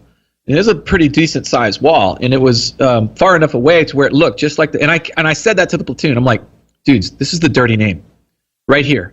This is the dirty name in real life. And we they kind of pushed them to the other side of the tower, so I had a little bit of a run, and I ran and I jumped, and I remember I'm like, oh shit, if I miss this jump, I'm falling into that moat. And pieces. What I was thinking, if we fell into that moat, I saw the guy get like I'm standing over the guy who's trying to hold the caving ladder with a painter's pole, and he had on these fingerless gloves, and I'm directly over him watching him Because those hold are this cool stuff when up. you're wearing them. Yeah, that's great. I cut the fingers out of these things. That would look cool, right? He's being electrocuted, and there's smoke coming out of the gloves. The gloves were wet, and so now they're smoking. So I mean, this is legit. We're gonna die if we don't get off this tower. And so it's so funny because I thought, I'm looking around and I'm like, shit, I'm the only one that could probably make this. Fuck, what am I going to do? All right. So anyhow, I made it. I jumped over. I remember I lowered myself as low as I could. Like I'm hanging on with one hand, like trying to get as low because I'm thinking I'm going to break my leg. And you ever had that idea? Well, if I'm going to fall and break my leg, I'm just going to use one leg. That way I don't break both of them. Yeah. I thought about that too. So I get down and I yell over, I made it. And about 30 seconds later, all these fucking hands are coming over the side, and everybody's making the jump. And we get, it's like rats fleeing the ship, the sinking ship. Where everybody's trying to get off. So we get off, and I remember, we're all just sitting down there thinking to ourselves, "Holy shit, we all just about died." It was this crazy thing, and I'm thinking back to again, lessons, right? The dirty name, the O course, being able to be like that. And I swear to God, the reason why I feel like I made that jump was because I felt like, it's like that 4-minute mile. The moment the 4-minute mile was broke, 2 weeks later, 3 other guys broke it, right? Yep. So I feel like I made that jump, and because I was a pretty gifted athlete in Buds, I did pretty good. Most of the other guys in my platoon were all gifted as well, but that was a pretty good obstacle to make. It was not like in Buds when you don't make it, you fall in the sand, you got to retract back. This one you don't make it, you fall in that moat, and you're getting electrocuted, legitimately. You're gonna die. So it was kind of interesting because I remember I don't know, we were talking about something, and I immediately flashed back to that. I don't have any idea what I was going to tell you about, but nonetheless, it was a cool ass story. Well, so what I love about it, Jeff, is it's one more concept where you're taking the lessons you learn in a hardship from your youth to your youth in Buds as an instructor, downrange, and I'm sure you've continued using them. You had talked briefly, and you don't got to get into details, but you recently went through some hardship and I'm sure it was a completely different type of hardship than being downrange or being in a combat environment or anything like that. It was probably more emotional or mental, and I think we probably chatted a little bit about it. But can you explain how you took those never quit lessons and applied it in your life in that capacity as well too? So that period of my life where I was in a dark place happened. It was emotional. It was after some family strife, some bad stuff happened on my personal side. And, it's funny too, because the way that I would correlate it is I was definitely feeling kind of sorry for myself, and I was feeling like I was cheated and robbed and blah, blah, blah. I was just in such a bad place. And I remember one day I'm just thinking, what am I doing? I had lost my way. I had lost my way. And the way I got back to my roots, if you will, was I just retraced my steps, getting back to what mattered to me. What mattered to me was trying to be the best father for my kids, trying to be in the best shape that I could, trying to be at the best in my game as an instructor, the best in my game as a shooter. And I just went back to those, and I'll tell you what, it was a long road because I had let myself go. My shooting skills were down. I was way wickedly out of shape, and it's like it was embarrassing to a certain extent because I was not where in my head I thought I should be. And man, I'll tell you that's the hardest part because you get to that point where you're so kind of down in this hole, and I kind of flashed back to that cliff and just thinking to myself, well, the only way I'm going to get out of this is I just got to find that next handhold. And to me, I found refuge in health and fitness. I went back and I got back into that health fitness craze. And here's the hard part about it is that when you let yourself go that bad, your previous image of what you could do means nothing. Nothing. Not a thing. Because I hurt myself several times trying to get back to what I was. And I had to take a step back and say, hey, dumbass, you are not there. And you're not going to be there. You're not going to be there anytime soon. You need to just kind of take a step back. Because that was the other thing. It's like once I made that decision, I wanted it now. Yeah. I wanted it, and I didn't want to. I felt cheated that I felt cheated that I let it go for so long, and then I felt cheated that I couldn't get it back as quickly as I wanted. You wanted Friday. Dude, I did, man. You wanted to be secured. Dude, I wanted to be in, graduation. That's how bad it was. I wanted to fast forward to graduation, Amen. And here's the thing, man. You can't do that. And I got back to just one handhold at a time. And it was humbling because I had to acknowledge that I wasn't as good as I once was, that I wasn't where I once was. My skill levels weren't where they were at one point. And you don't like to admit that. You don't like to share those moments, or you don't want other people to see that. It's tough, and for me, I just had to, I had to exclude. I couldn't think about the world because at a certain point, there's certain expectations that the public has of you, and I had to kind of just turn all that shit off. All right, all of that doesn't matter. I just got to focus on myself and my family right now. And it took me a couple years, maybe even more, to really climb out of that. And my biggest lesson learned was, again, it just went back to the basics, one handhold at a time. Just taking it, I focused on this. What do I need to do? Well, you need to stop eating like a pig, and you need to start being more consistent about working out.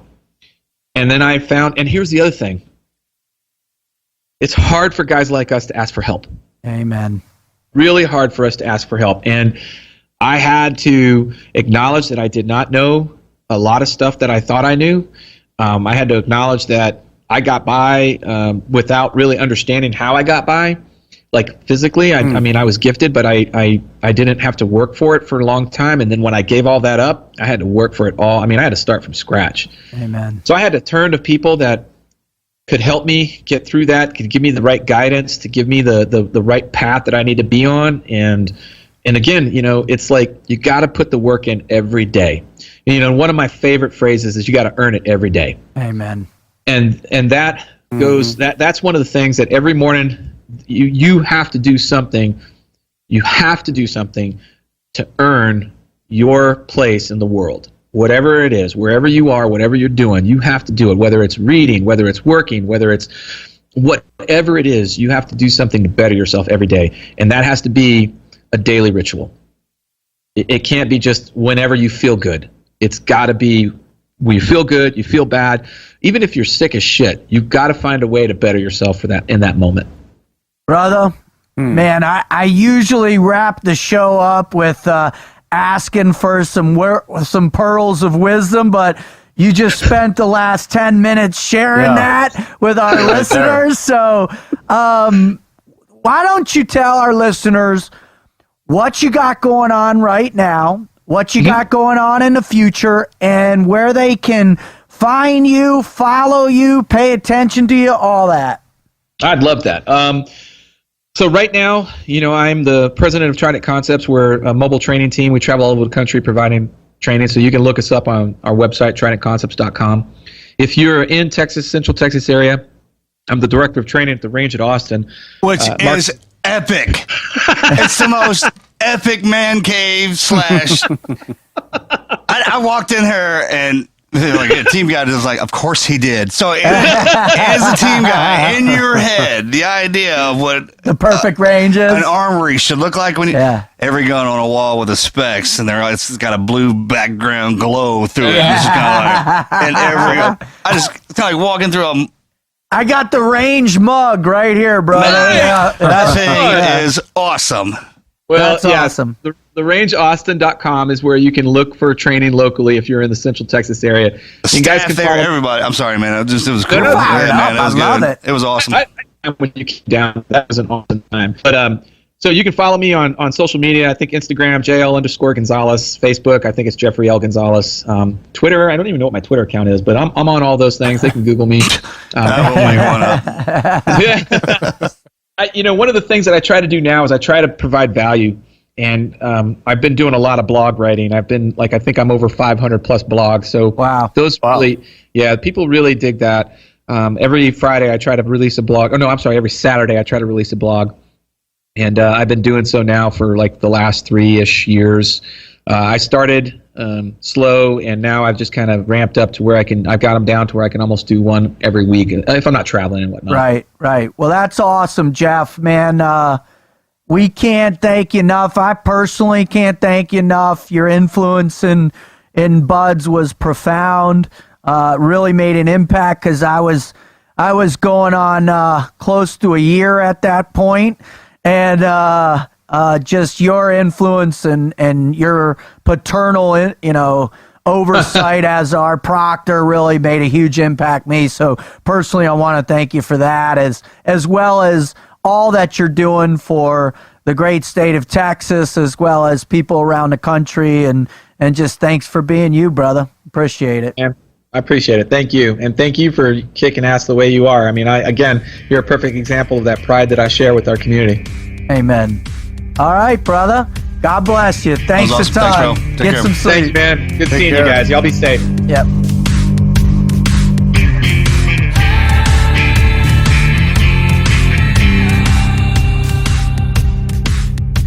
Marcus, man, the one thing that I love most about getting a fellow team guy or operator on with us is they drop so much knowledge that there's really nothing left for me to say, dude. That's usually the more of those guys we get on, and every one of those guys is unique in their own way. And it's funny because as life goes on, and they're still team guys, and they learn the same way. And it's to see their perspective on how and their outlook on the new ventures that they're getting into. Well, it was radical because, obviously going through when he went through as a kid, at 12 years old, and to realize the critical impact of that idea of just moving 1 inch at a time. Yeah, one handhold at a time. One handhold at a time. That has transcended the entirety of his life through all of everything he's gone through. That one defining mental characteristic. And man, if there's anything that all of our guests have given, there's a similarity of that, right? Yeah. To just move 1 more inch, or, draw a line and crawl one more thing. I mean, it is really one of the key components of the never quit mindset. Sure, and I mean the perfect breakdown is he said it. He goes, when we get out of shape and then we go in and we try and do something full team guy, full bore. Well, the first thing we do before we're team guys is get in shape. Right. Mental and physical part of it. Yep. And then we always try to go straight to the deployment when in fact you need to go all the way back to Buds. 6-minute abs. That's it. Yep. One evolution at a time, right? You got a new job, you got a new platoon, you need to learn how to work with it. You need to know A first new you need marriage. to learn. Yeah, you need to everything. Yeah. Dad, being a dad, husband, all that stuff, man. If you wake up every morning like the only easy day was yesterday, and you got to prove yourself every day, and just take what you learned from the previous day and apply it the next day, and just Bud steps through it all, right? At one evolution at a time. Well, man. that also works in reverse to keep yourself from degrading whatever status you're currently holding. It's easy every day to start making small exceptions and changes, which then over time you say, what happened to me? Right? It's important to stop that creep that can really pull you down. Yeah, I love Stop how making you, your bed in the morning. right? And you stop working out. Yeah, it's kind of this. You break one. There's a reason why that part of it's there in the routine. Kind of like when you're. I never forget a couple of times when we were doing interops, the Marines would have to shave. Yeah. And, we don't. Always causes a problem. Yep. But uniforms, everything. Routine. Yeah, blouse those boots, shave in the morning. It's routine. That Marine mentality, man, they don't skip any steps. And every part of that's a piece of that Marine mentality. It makes them who they are. So when the big part hits, the shave was just the beginning of it. You're dealing with the end of it. Absolutely. But it all starts in the morning. You pretend like you're starting brand new. You got to get dressed, right? You got to everything you've done up to that point, and then when you step into the new part of it, you're ready. You got your armor up, and you're good. You have a core essence of existence. Yep. Well, listen, if we always know that people who are showing up to the show, in particular the people who have been coming back over and over and over, that you really got a huge dose from Jeff, and we just appreciate you so much. If this is your first time listening, thank you. God bless you. Welcome aboard. Welcome to our team. The team never quit. And we really just appreciate you. If you have been moved in any way, if you're inspired by what you've heard here, it would be great if you could go visit our website at tnqpodcast.com. There's a section on our website for you to be able to write into us and share with us your greatest Never Quit story or stories, or perhaps your father or your brother or your sister or mom. We want to continue growing this collective of amazing life lessons from all the Never Quit write-in stories we have. We're going to read one on the air pretty much at every end of every show. And if it's awesome, Marcus, what are we doing? Coming on. You're going to come on as a listener guest. All right. This is from Hunter. Dear Wizard, Marcus, and Rut, first off, I would like to thank you guys for all that you do. I hope you guys truly understand the impact you're making by doing your podcast. I wanted to share my story because I too hope to help someone who might be in the same place that I was and know that they're not alone. I grew up with a supportive and great parents who did everything they could for me and my two brothers.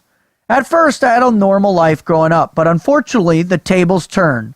From the ages of 6 to 9, I was being raped by a close family friend without anybody in my family knowing.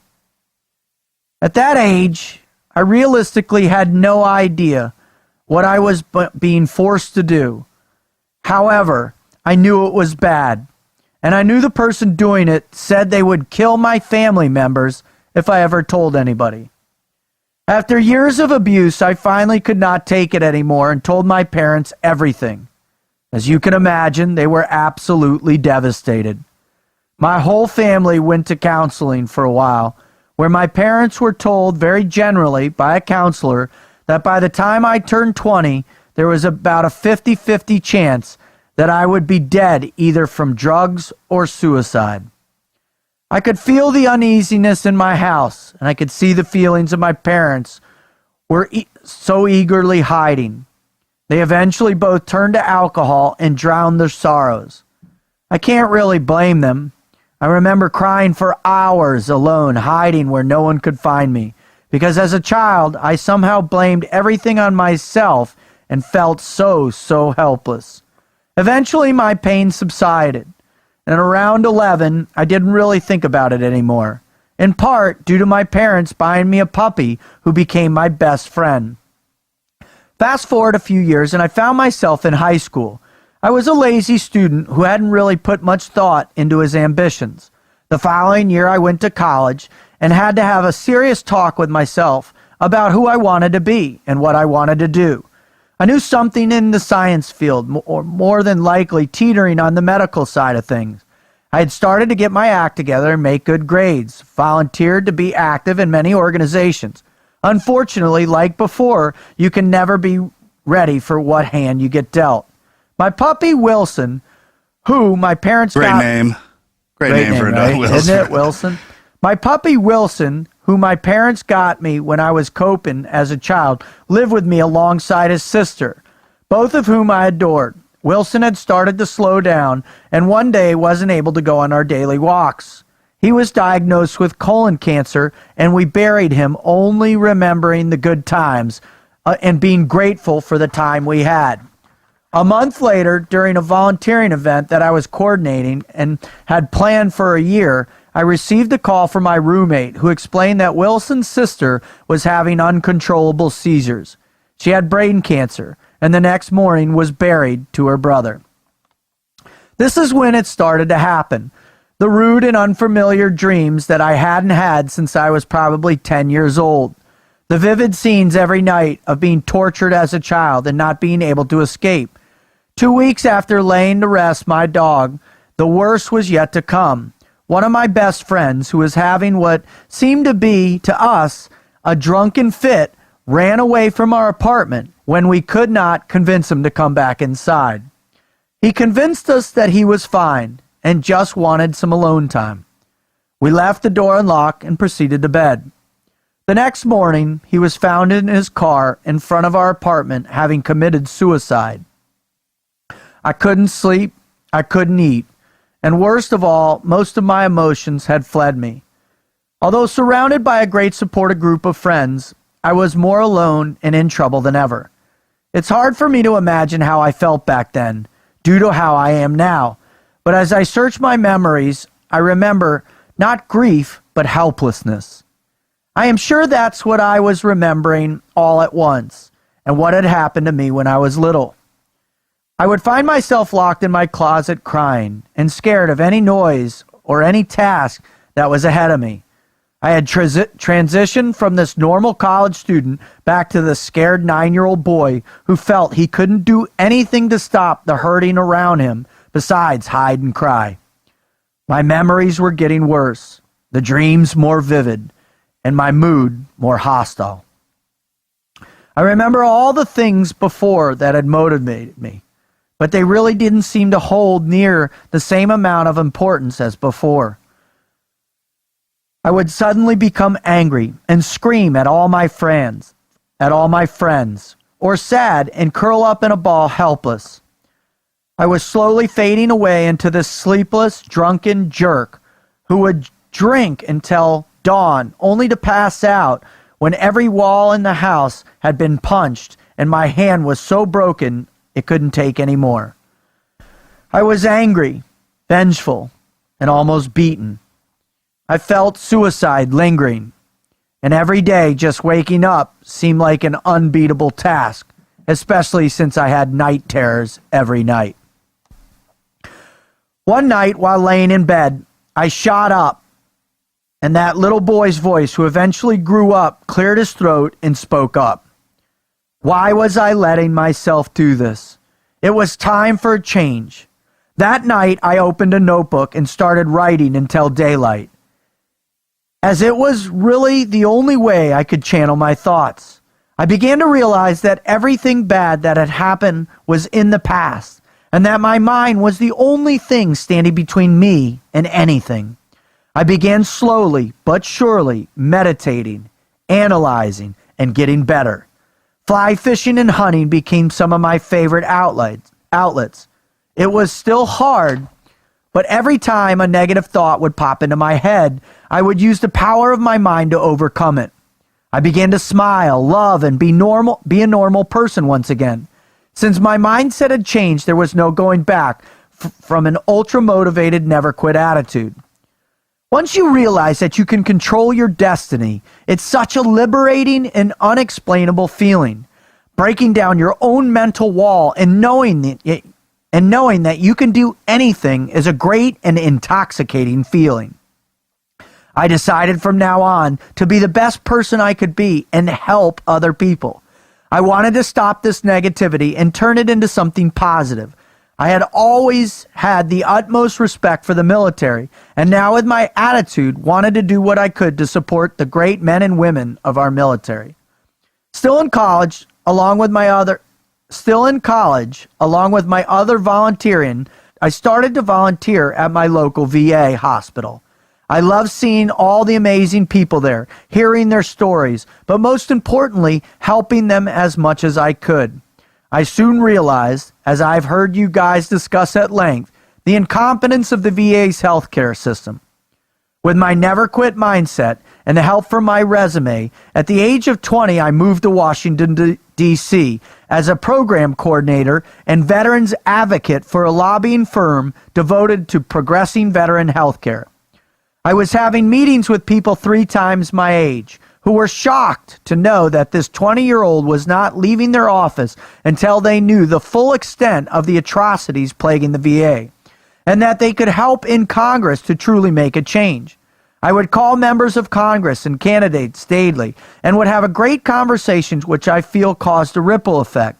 I was part of a team who wrote to all of the presidential candidates informing them of the same issues. We had received a letter from then candidate Trump's team sincerely thanking us for the informative letter. A few weeks later, Donald Trump held a press conference outlining our points and vowing that he would do something. I'm not sure if it's a direct result of what our team had done, but it sure was an amazing feeling. I continued to excel at school and eventually took the leap to medical school. Now I'm married, a proud German Shepherd owner, but most importantly, a full-time medical student sponsored by this nation's great army. I want to devote my life to progressing veteran health care and to do everything I can to become the best military doctor that I can be. Not for myself, but for the wonderful members of our military and their families. It was funny because in my med school interviews, they would ask me to tell them a story of perseverance in my life. I would sit back and tell them a heck of a story. I'm writing this to explain that with the never quit mindset, nothing will stand in your way, and that you too can literally do anything you set your mind to. I thank God every day for helping me become who I am today. And I wouldn't change the past because that stuff doesn't define you. It's what you would do today that defines you. My faith, I feel, is what also helped me to forgive the wrongdoers in my life. There have been hard times since, especially with the firehouse of knowledge that comes with medical school. But I never falter and always smile, as I now know I can get through whatever happens to me. I use my fallen friend and the people in the future that I will help to motivate me towards my goals. My story isn't a great war story based in Afghanistan, but it is one found in suburban America. I say this because I hope it reaches someone in need who can know they are not alone in their fight. To those struggling like I was, I urge you to talk to somebody. Use or build your support team and learn that there are tricks and tips that you can use to recover. Everyone is different, and as I would use fly fishing to help me heal my mind, I urge you to find the things that help you. Although it might be slow and discouraging, just remember to never quit trying. It has been a privilege to write you guys, and I listen to your podcast to remind me of my mission. All the best to you guys and other military members. Thank you for your service and to our great country. Hunter. Hunter, brother, there is nothing more courageous in my mind as a victim of a child predator than to be open and talk about that experience. I commend you. I feel honored that you had the courage to write in to join our community of never quitters, to share your story. And I know in my heart, I am convinced that God will do his will with your story, that there's somebody listening right now who has gone through or is going through what you went through that will be inspired by you and your courage. So I thank you from the bottom of my heart. I want to thank Jeff Gonzales. I want to thank all the people that listen and write in. I want to thank all my brothers from the teams in the past, all my instructors, all my friends. I want to thank my children. I want to thank Jonna. I want to thank you guys for helping me do this. And most of all, I want to thank Christ for the path he put me on to want to make a difference in this world. That's a perfect example of you going through something like that is not what you have to take every day. It's just something that you can take, just like you said. And you, at one level, when you're the child, you grow out of that. You grew out of it. You're a man now, right? It's kind of hard to come at you when you not only know that you've grown out of it, but I mean, you can feel it. And it's right. I mean, it's in the dark times, just like Gonzo said, man. It's that handhold. It's one after the other. You're supposed to crawl your way back out of it. That's why it's called a hard time, or down in the pits, right? You can't just jump right out of it. Otherwise, it doesn't work that way. No. So, but then when you got somebody to talk to, when you reach out, you don't have to go to Afghanistan to get into a war, man. There's plenty of them going around here at home. Everybody has to go through one, just like you explained. We all have to. And the great part about this place is we can do it together. Amen. I mean, you just... one more member of the team, brother, who went through one hell of an event. And now you're out here telling us about it and helping all these other people who are going through it. So that's noble. Thank you for doing that. Thank y'all for bringing us back. And man, to everybody who's worn the Trident, I love you guys so much. That was the most fun. I mean, now that you're out and you get time to reflect, man, that was the best. Those guys, every single one of them, even the ones that, man, I didn't get along with. It was just a lot of fun not getting along with you in that capacity, right? But it wasn't too many of them, actually. No. But it was something that I think about all the time. It was the most fun. I love you guys for that. So, and to the big man upstairs, thank you for another day, and for the wife for letting us do this. I'm out. Out.